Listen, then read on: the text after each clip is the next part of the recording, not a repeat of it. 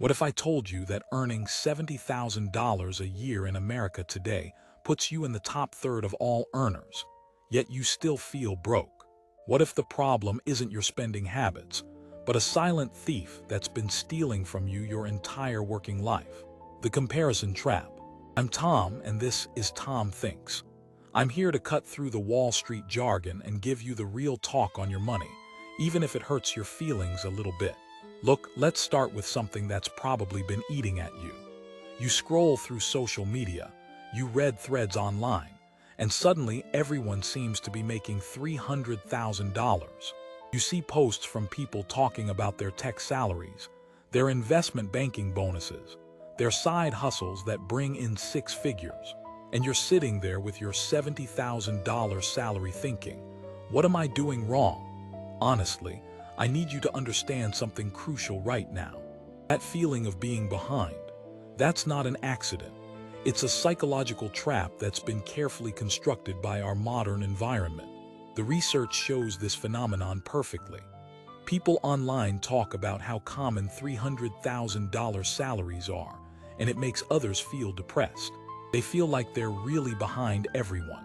But here's the secret. Those voices are the loudest because they have something to brag about. The person making $70,000 and struggling to pay their mortgage isn't posting about it on LinkedIn. They're too busy trying to figure out how to make ends meet. Now, I know what you're thinking, but Tom, 1 in 10 Americans are millionaires apparently. Yes, that statistic floats around, and it creates this distorted reality where you feel like you're the only one not keeping up. But stick with me here, because this is where it gets interesting. That statistic, if true, means 90% of Americans are not millionaires. 90%. Yet our brains focus on the 10%. Why? Because our psychology is wired for comparison. We look at what we don't have rather than what we do have. And in a digital age where everyone's highlight reel is constantly in your face, that comparison becomes toxic. Think about this for a moment. When you're making $70,000, you're actually doing better than about 2/3 of American workers. But you don't feel that way, do you? Because your comparison isn't against the median American worker. Your comparison is against the curated success stories you see online, against your most successful college friend, against what you think you should have achieved by now. This creates a psychological poverty that has nothing to do with your actual financial situation. You could be objectively doing well, but subjectively feel like you're failing. And that feeling, that's the effervescent layer of the silent theft. It steals your satisfaction. It steals your peace of mind. It makes you question every financial decision you've ever made. But here's what's even more insidious. This comparison trap doesn't just make you feel bad. It actually influences your financial behavior in destructive ways. You start taking risks you shouldn't take. You overspend to keep up appearances. You jump from job to job chasing that elusive $300,000 salary, often sacrificing stability and benefits in the process. And all the while, the real thieves, the systemic forces that are actually eroding your purchasing power, continue their work unnoticed. The lifetime erosion. Now let's talk about something even more painful. Let's talk about what happens over a lifetime of work. Because that $70,000 salary feeling like poverty isn't just about today. It's about the trajectory. It's about looking ahead 40 years and realizing that the system is designed to erode your financial security slowly, methodically, until you reach the end of your working life and discover you have nothing. I want you to hear this story from the research, because it's heartbreaking and it's happening right now. An 81-year-old person said, "I could feel myself starting to cry because I just couldn't afford a piece of fish. 1 meal a day. I've learned to cut down. I've had to cut down. I started at 16. I'm 81. I've worked all my life. Let that sink in. Started working at 16. 81 years old. Worked for 65 years and can't afford a piece of fish. Lives on 1 meal a day. This is pension poverty, and it's a stark reality that thousands wake up to every day. Many say they are suffering in silence. With the ever-increasing cost of living, The situation for retirees is getting more difficult by the day. Now, here is the secret that nobody wants to talk about. The $70,000 salary that feels like poverty today is connected directly to that 81-year-old eating one meal a day. Because the same forces that make your salary feel inadequate now are the same forces that will leave you destitute in old age. It's a continuum. It's a lifetime of small erosions that add up to catastrophe. Think about the mathematics of this. You start working at 22. You retire at 67. That's 45 years of working. If your purchasing power is being eroded by just 3% per year due to inflation, wage stagnation, and rising costs, what do you think happens? After 45 years, your effective purchasing power has been cut by more than half.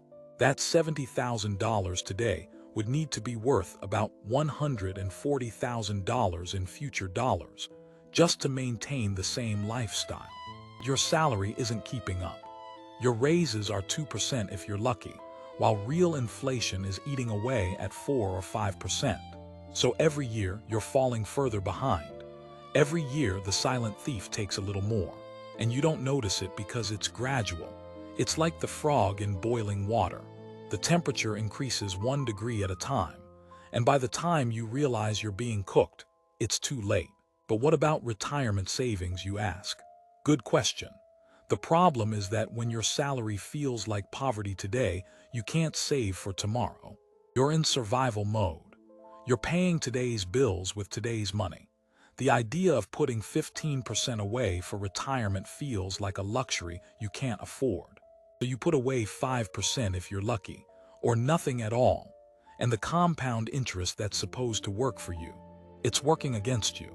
Because every year you don't save is a year of growth you'll never get back. That's the second layer of theft. It steals your future.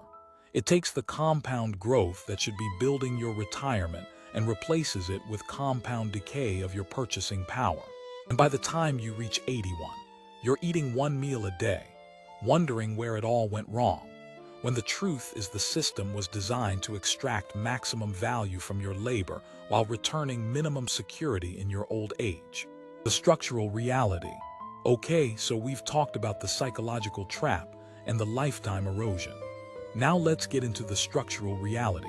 Because your $70,000 salary feeling like poverty isn't just in your head, and it's not just about inflation. It's about how the entire economic system is structured to transfer wealth upward, while making you feel like it's your fault. Look at the research about employment structures. We see mentions of the Equal Employment Opportunity Commission, discrimination cases, settlements in the millions of dollars. What does this tell us? It tells us that the workplace itself is a complex battlefield where your earning potential is affected by factors far beyond your control or your skill level. Discrimination cases, harassment settlements, unequal pay, these aren't abstract legal concepts. They're real forces that determine whether you make $70,000 or $100,000 for the same work. They determine whether you get promoted or passed over, whether you have job security or live in constant fear of being laid off. Now I know what you're thinking. But Tom, I work hard, I'm skilled, why isn't that enough? And that's exactly the point. In a perfectly meritocratic system, hard work and skill would be enough. But we don't live in that system. We live in a system where networks matter more than merit, where who you know often trumps what you know, where unconscious biases affect hiring and promotion decisions, where entire industries are structured to extract maximum profit while paying minimum wages. Let me give you a concrete example from the research. There's mention of a $21 million settlement at Columbia University, $750,000 settlements for disability discrimination, lawsuits about pregnancy discrimination, religious discrimination. These aren't small amounts. They're systemic issues that affect thousands of workers. And here's what's crucial to understand. For every case that gets a settlement, there are thousands that never get reported. Thousands of people who experience discrimination or unfair treatment, but don't have the resources to fight it. They just accept lower pay, worse conditions, fewer opportunities. And that acceptance becomes part of why their $70,000 salary feels like poverty. Because they know, on some level, that they should be making more, that they deserve more. The system has convinced them that this is just how things are, that they should be grateful for what they have. But gratitude doesn't pay the bills. Gratitude doesn't build retirement savings. Gratitude doesn't protect you from medical bankruptcy. Now, let's talk about another structural reality: the cost of compliance. What do I mean by that? Look at all the regulations, the legal requirements, the bureaucratic hurdles mentioned in the research. Tribal programs, federal agencies, discrimination reporting systems. These exist for good reasons, to protect workers. But they also create a complex landscape that favors large corporations with legal departments over small businesses and individual workers. Large companies can navigate this complexity. They have HR departments, legal teams, compliance officers. They can afford the $21 million settlements when they get things wrong. But what about you?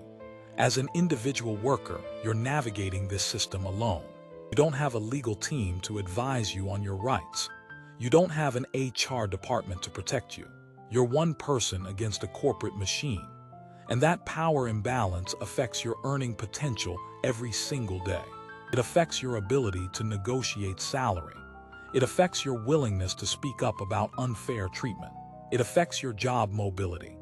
Because changing jobs means starting over in a new system, with new politics, new biases, new uncertainties. So you stay put. You accept the $70,000, and you watch as your purchasing power erodes year after year, while the structural realities of the system make it increasingly difficult to climb out of that financial hole. The mental tax. Now we need to talk about something that rarely gets discussed in financial conversations: the mental tax. Because when your $70,000 salary feels like poverty, it's not just about the numbers. It's about what those numbers do to your mind, your emotions, your very sense of self. Look at the research about mental health. There's talk about anxiety that feels all-consuming, about not being able to pretend you're okay, about the crushing weight of depression, unresolved trauma, self-harm, suicidal thoughts. This isn't separate from your financial situation. It's intimately connected. Financial stress creates mental health burdens that then make it harder to improve your financial situation. It's a vicious cycle. Let me explain how this works. When you're constantly worried about money, your brain is in a state of chronic stress. Cortisol levels are elevated. Your prefrontal cortex, the part of your brain responsible for planning, decision-making, and impulse control, doesn't function optimally. You become more reactive, more emotional, less capable of making the kind of long-term financial decisions that could improve your situation. You're stuck in survival mode. And in survival mode, you make survival decisions. Not growth decisions, not investment decisions. Survival decisions, like which bill to pay this month and which to let slide. Like whether to put gas in the car or food on the table. Like whether to go to the doctor or hope the symptom goes away on its own. These decisions have real financial consequences: medical debt from untreated conditions, late fees from unpaid bills, higher interest rates from damaged credit. The mental tax of financial stress actually costs you money. It's not just an emotional burden, it's a financial one. But there's another layer here. Research talks about something called the beauty and ache of now time. About being tethered to the present moment, because you can't worry about next month or next week. This is what financial precarity does. It destroys your ability to plan for the future because you're too busy surviving the present. And when you can't plan for the future, you can't build wealth. Wealth building requires delayed gratification. It requires sacrificing today for tomorrow. But when today feels like a crisis, how can you possibly think about tomorrow? You can't, so you live paycheck to paycheck. You react instead of plan, and the future becomes something you fear rather than something you build. Now, here's where it gets really insidious. The mental tax also affects your earning potential. When you're stressed, anxious, depressed, you're not performing at your best at work. You're more likely to make mistakes, less likely to take initiative, less likely to advocate for yourself. You might call in sick more often. You might struggle with concentration. All of this affects your job performance, which affects your raises, your promotions, your job security.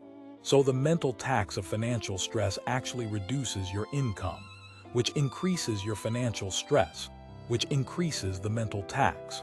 It's another vicious cycle, and the system offers very little help for breaking it. Mental health care is expensive. Their APY can cost hundreds of dollars per session. Medication costs add up. Even with insurance, copays and deductibles create barriers. People suffer in silence. They push through. They pretend they're okay when they're not. And the silent thief takes not just their money, but their peace of mind, their health, their quality of life. This is why $70,000 feels like poverty. Because poverty isn't just about income level. It's about a state of being.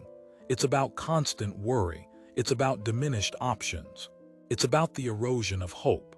And when you're making $70,000 but living with the mental state of poverty, you are, in every way that matters, experiencing poverty. The illusion of security. Let's talk about security. Or rather, let's talk about the illusion of security. Because one of the reasons your $70,000 salary feels like poverty is that it comes with none of the security that salaries used to provide. Your grandparents probably worked jobs that came with pensions, with health insurance that actually covered things, with the expectation that if you worked hard and were loyal to a company, that company would take care of you in return. That world is gone, and its absence is a huge part of why $70,000 today feels so inadequate. Look back at that 81-year-old in the research.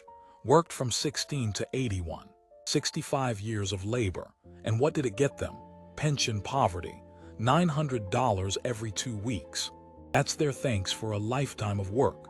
That's the security they were promised. Now, I want you to think about your own situation. You're making $70,000. What does that actually get you? Probably health insurance with a high deductible. Maybe a 401k with a small employer match if you're lucky. No pension, no guarantee of job security, no promise that your company will still exist in 10 years, let alone that you'll still be working there. Your $70,000 has to cover everything.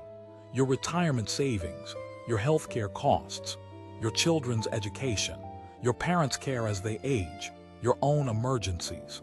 In the past, many of these things were partially covered by employers or by social safety nets.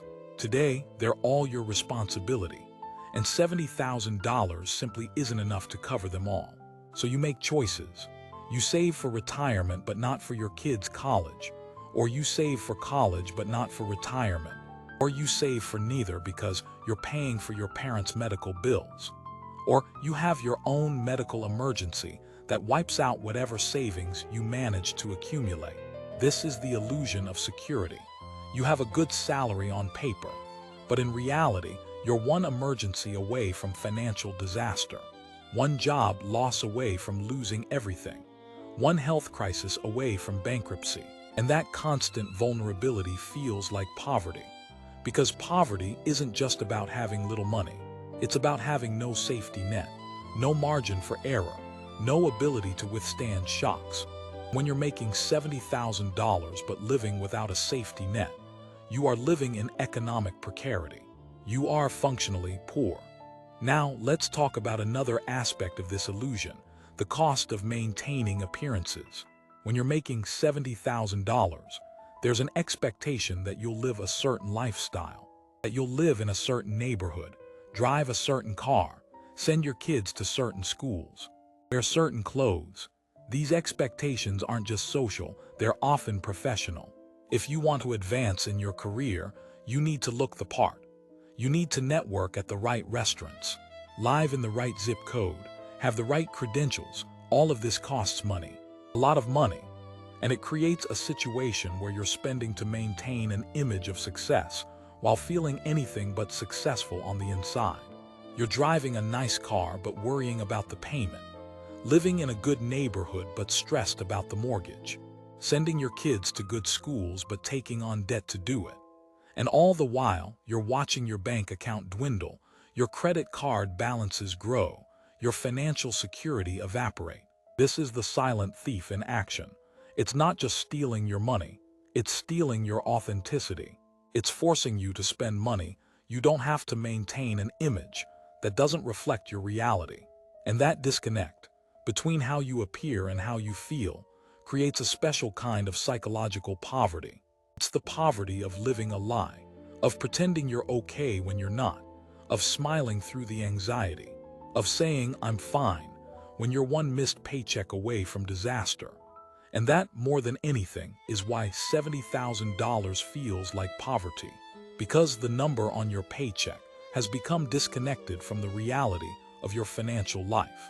It's become a mask you wear while the silent thief empties your pockets, breaking the cycle. So where do we go from here? If $70,000 feels like poverty because of comparison traps, lifetime erosion, structural realities, mental taxes, and the illusion of security, is there any way out? Or are we just doomed to work our entire lives only to end up like that 81-year-old, eating one meal a day and crying because we can't afford a piece of fish? Look, I'm not going to give you some simplistic three-step plan to financial freedom. That would be dishonest. The problems we're talking about are systemic, complex, and deeply embedded in our economic structure. But I am going to tell you that awareness is the first step toward change. Because you can't fight a thief you can't see. And now you can see the silent thief. You can see how it operates through social comparison, through gradual erosion, through structural barriers, through mental taxation, through false security.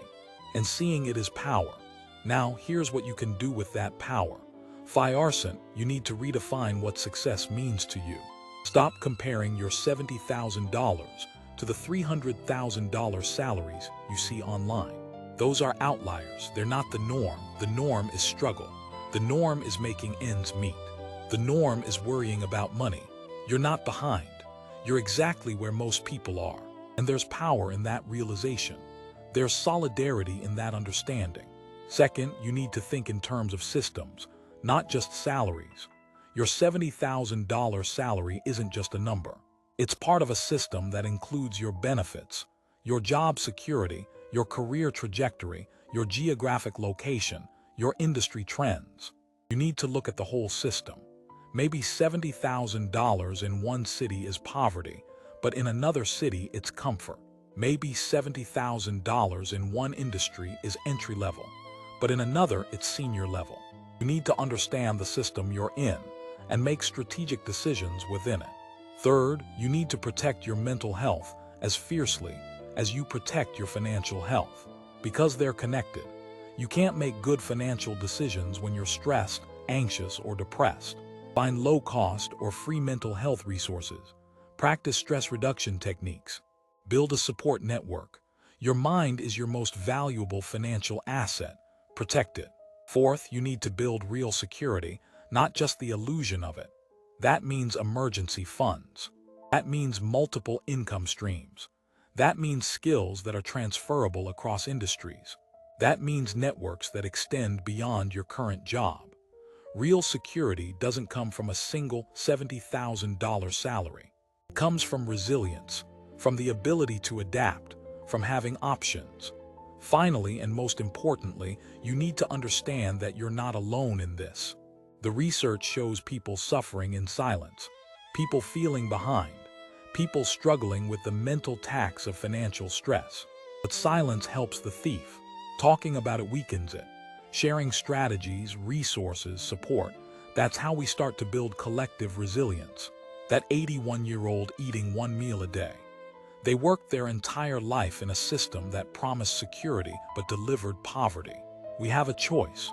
We can accept that same fate, or we can start building something different. Not just for ourselves, but for each other. Because the silent thief doesn't just steal from individuals. It steals from communities. It steals from futures. It steals from hope. And the only way to stop it is to see it clearly, to name it openly, and to build systems of mutual support that make its theft impossible.